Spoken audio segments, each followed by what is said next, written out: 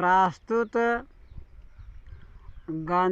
गद्यांश में कुंदेर जी, गांव बंजारी कला, जिला मिर्ज़ापुर, उत्तर प्रदेश वाले आप सभी भक्त श्रोतागणों के बीच एक ऐसा प्रसंग रखने जा रहे हैं।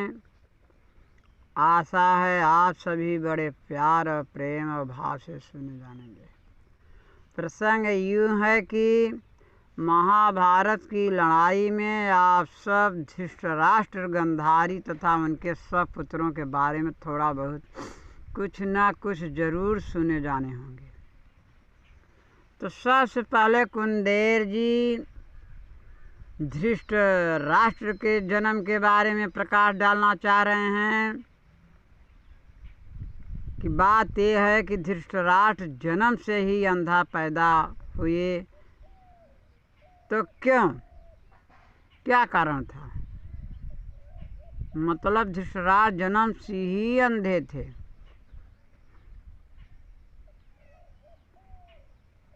तो कथा इस प्रकार की है कि धृतराष्ट्र जी अपने पिछले जन्म में भी एक महान चक्रवर्ती नरेश रहे। राजकाज की बड़ी ही कौशलता से पूर्ण देखा करते थे। राजा लोग आखेटक हुआ ही करते हैं। इनका शिकार करना पैदाइशी धर्म होता है। कहा जाता है कि जिस राजा के राज्य में हरिण, शेर, सांवर बुढ़ाकर अपने आप मरते हैं, उस राज्य के राजा को प्रायश्चित लगता है। जब जो शिकारी होता है और शिकार करता है तो मांस का भी भोजन करता है, स्वाभाविक ही है। हाँ, एक चर्चा पर प्रकाश डालना भूला सा जा रहा था, अब याद आया। इस राजा के राज्य में एक महात्मा रहा करते थे जिनको परमहंस कहा करते थे, और ये महात्मा 100 हंस अपने पास रख उनकी देख रेख स्वयं किया करते थे। एक बार वे किसी कारणवश प्रदेश जाने की सोचे और महाराज जी के पास गए। कुशलोपरांत महात्मा जी राजा से बोले कि राजन, मैं किसी कारणवश अन्यत्र को जा रहा हूँ और मेरे पास 100 हंस हैं। उनको मैं आपके पास थाती रूप में धर कर जा रहा हूँ। उनकी देख रेख और सुरक्षा आप आज से स्वयं करेंगे। फिर जब मैं वापस लौट के आऊँगा तो अपने हंस प्राप्त कर लूँगा। ऐसा महाराज से कह महात्मा जी उन 100 हंस को राजा की देखरेख में छोड़ प्रदेश चले गए। हाँ, तो कुंदेर जी आप सभी श्रोतागणों को ये चर्चा रूप में बता ही चुके हैं कि राजा महाराजा शिकारी हुआ करते हैं तथा शिकार का भोजन भी करते हैं। तो ये राजा भी जो आज धृतराष्ट्र हैं, महाराज हैं, प्रतिदिन रसोई में मांस पकता था और ये महाराज उसका भोजन करते थे पिछले जन्म में। इस जन्म की बात नहीं है जिस जन्म में ये धृतराष्ट्र हैं।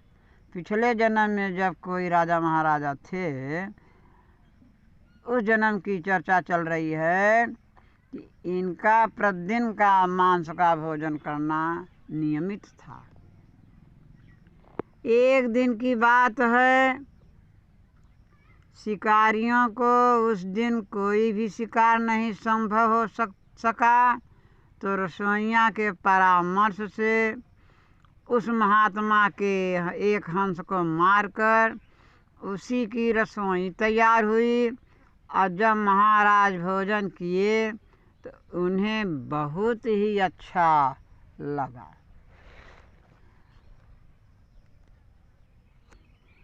राजा रसोई वाले की बहुत बहुत प्रकार से सराहना किए और कहे कि आज की मांस वाली रसोई बहुत ही अच्छी तैयार हुई थी। हमें इसी प्रकार के मांस की रसोई हर एक दिन मिलनी चाहिए, नहीं तो शिकारियों तथा रसोइयों को फांसी दिलवा दी जाएगी। ऐसा राजा साहब ने कहा कि हमें जिस प्रकार से आज रसोई में मांस खाने को मिला, इसी प्रकार का मांस मिलना चाहिए। मांस तो बहुत अच्छा रहा। जब महाराज ने ऐसी फरमान फरमा डाली तो उसके डर से शिकारी की राय से प्रतिदिन एक हंस मारा जाता था और उसी का रसोई तैयार होती थी, जो राजा को खाने में बहुत ही स्वादिष्ट समझ में आती थी। इसी प्रकार रोज रोज हंसों का शिकार होते होते महात्मा जी के 100 हंस मार डाले गए।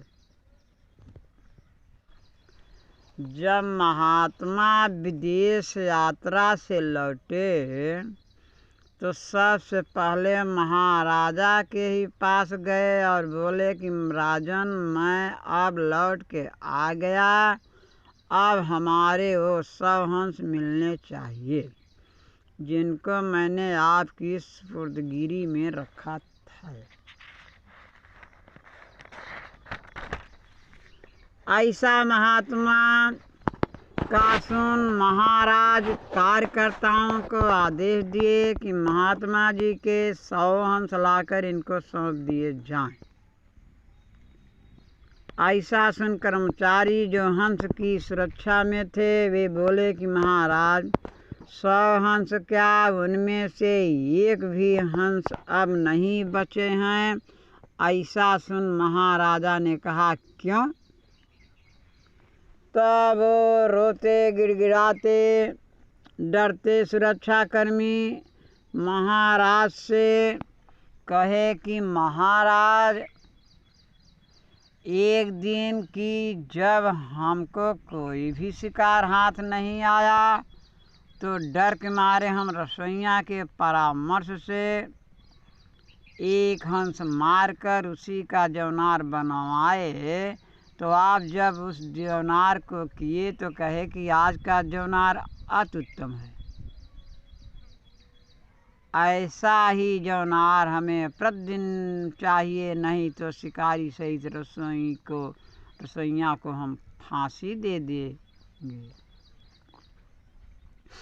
ऐसा सुन हम लोग एक हंस प्रतिदिन मार शिकार की रसोई तैयार करते और आप बड़े चाव से भोजन कर लिया करते थे। इस प्रकार से 100 हंस आप जो जौनार में खा गए। ऐसा सुनते ही महात्मा बेहोश हो गिर पड़ा तथा छाती पीट पीट कर रोने लगा, चिल्लाने लगा। राजा उसे बहुत प्रकार से समझाए कि तुम्हें 100 हंस के बदले में बहुत से हंस दिए जाएंगे, तो किसी भी प्रकार की चिंता न कर। लेकिन वो क्या कहता था, हमेशा कहता रहा कि हमें वही हंस चाहिए जो हमने दिए हैं आपको, दूसरे नहीं। राजा उसे बहुत प्रकार से समझाए किंतु वह किसी भी प्रकार से रोने से चुप नहीं हुआ। अंत में वो महात्मा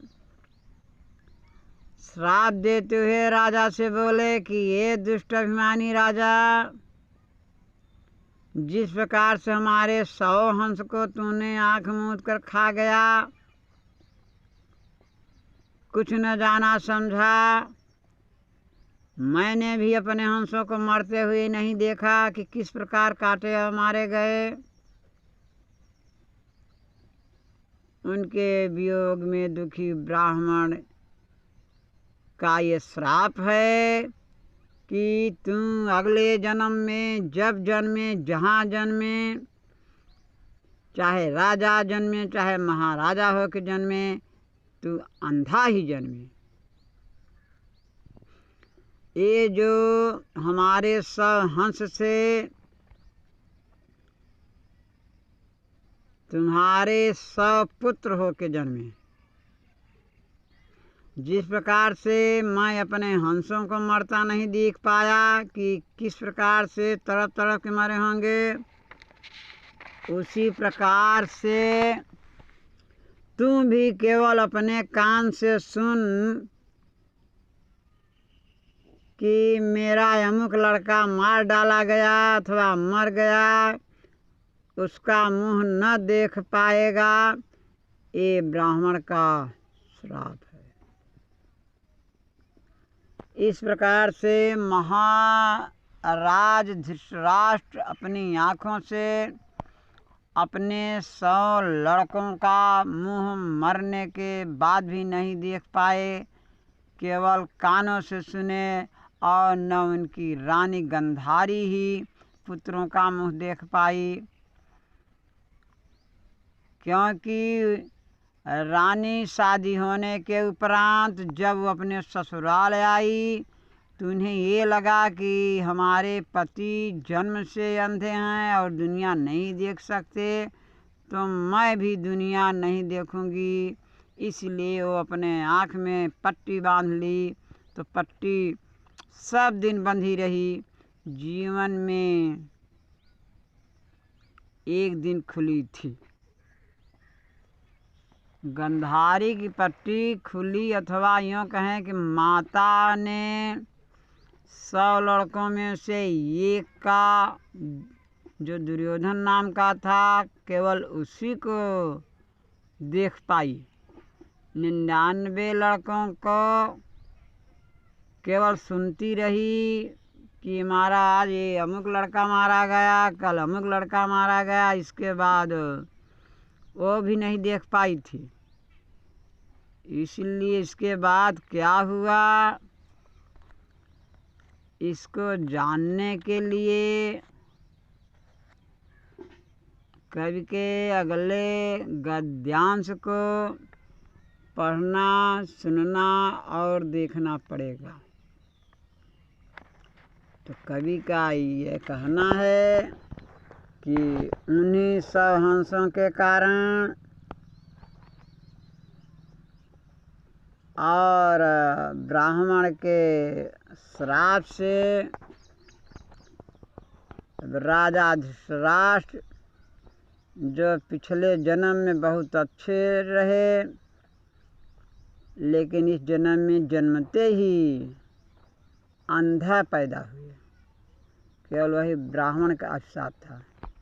इस प्रकार से कुंदेर जी महाराज धृतराष्ट्र के जन्म के बारे में, अगले जन्म पिछले जन्म के बारे में जो कुछ हो सका वो आप सबों के सामने रखे।